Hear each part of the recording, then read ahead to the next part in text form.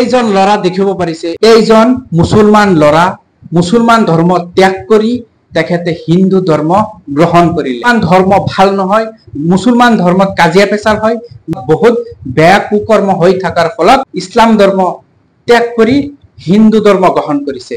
কিন্তু হিন্দু ধৰ্ম গ্ৰহণ কৰাৰ কিছুমান ৰহস্য সোমাই আছে, সেই ৰহস্যটি আজি আপোনালোকক কৈ আছো, ভিডিঅ'টো সম্পূৰ্ণ চাব। এজন যুৱক মুছলমান আছিল, এজন লৰাই নামাজ পঢ়িছিল, আল্লাহৰ নাম লৈছিল, এতিয়া কিন্তু আল্লাহৰ নাম নলয়, তেখেতে এতিয়া হিন্দু ধৰ্ম গ্ৰহণ কৰিছে।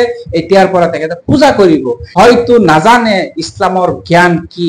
ইছলামৰ জ্ঞান যদি থাকিলে হয় তেনেকুৱা জঘন্য কামটো নকৰিলে হয়। সুযোগ আনিছে যে ইছলাম ধৰ্মত খাই কাজিয়া পেচাল ধৰ্ম হলাই এতিয়া আকৌ তেখেতে লটিগুটিটো লাগিল। ইছলাম ধৰ্মত সমালোচনা কৰি তেখেতে আকৌ লটিগুটি লাগিল। হিন্দু ধৰ্ম লোৱাৰ মূল উদ্দেশ্যটি কি জানে? তেখেতে লিলিমাই কৰি প্ৰেম কৰি এটা বিয়া পাতিছিল বড়ো ছোৱালী যেতিয়া বিয়া পাতিছিল তেখেতকো কিন্তু ইছলাম ধৰ্ম গ্ৰহণ কৰিছিল। এতিয়া আকৌ তেখেতে হিন্দু ধৰ্মলৈ আকৌ গুচি গৈছে।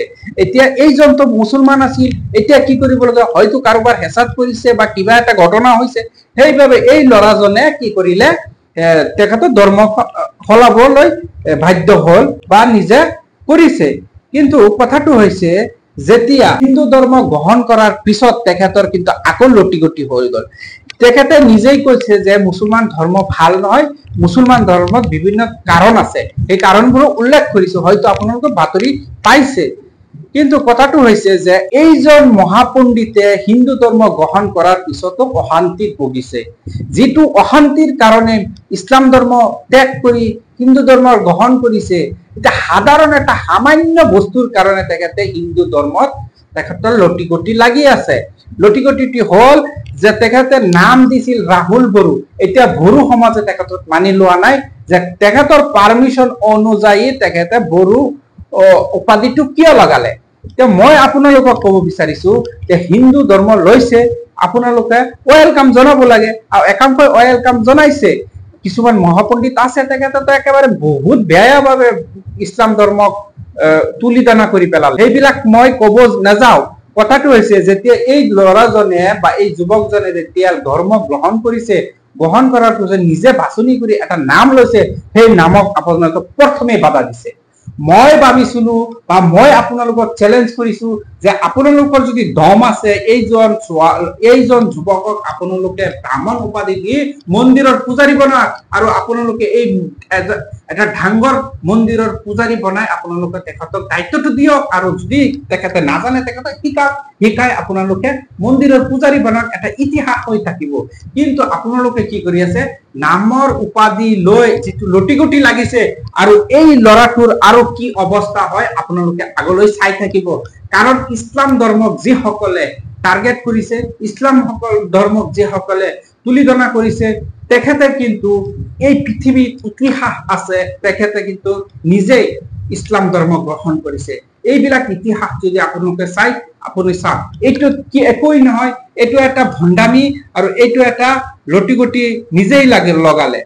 লিলিমাই কৰি বিয়া পাতিলে, যেতিয়া ঘৰৰ পৰা স্থান নাপালে তেতিয়া সমাজৰ পৰা বহিষ্কাৰ কৰিলে, আৰু লিলিমাই কৰি যেতিয়া এই ছোৱালীৰ লগত যেতিয়া মিলা প্ৰীতি হল, প্ৰেম ভাল পোৱা হল, তেখেতৰ লিলিমা কৰি তেখেতে এই বস্তুটো কৰিবলগীয়া হৈছে। শেষত নিজৰ ধৰ্মটো পৰিৱৰ্তন কৰি যে লটিগটিত পৰি আছে, আৰু এই ল'ৰাজনৰ অৱস্থা কি হয় আপোনালোকে আগলৈ চাই থাকিব।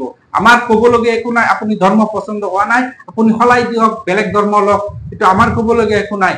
কিন্তু ধৰ্মৰ যোৱাৰ আগতে যিটো বাধা প্ৰদান কৰি আছে আপোনালোকে, আজি যদি ধৰ্ম উপাধি লিলে হয় তেখেতে বিপদত পৰিলে হয়, কোনোবাই ব্ৰাহ্মণ, কলিতা, দাস এনেকুৱা যদি তেখেতে নামৰ পিছত উপাধিটো ললে হয়, তেনেহলে তেখেতৰ কি অৱস্থা হলে। এতিয়া মই কব বিচাৰিছো যে NRCৰ যে নাম আছিল তেখেতৰ, NRCৰ যিটো নাম আছিল সেই নামটো এতিয়া কেনেকৈ পৰিৱৰ্তন হব আপোনালোকে চাওক। এই নামটো কেনেকৈ সলাব পাৰিবনে, এই বস্তুটো আপোনালোকে বিবেচনা কৰিব। এতিয়াতো সন্দেহযুক্ত নাগৰিকৰ ভিতৰত একাংশই কব, যেহেতু লিগেচিৰ ভিতৰত যিটো ডাটাই দিব নোৱাৰিব এজন হিন্দু এজন মুছলিম, তেনেহলে এইটো কেনেকৈ হব, সেই বস্তুটো আপোনালোকে বিবেচনা কৰিব। ধৰ্ম পৰিৱৰ্তন কৰিছে, আমাৰ কবলৈ একো নাই। এই যুৱকজনৰ ঘৰ হৈছে সোণাপুৰত।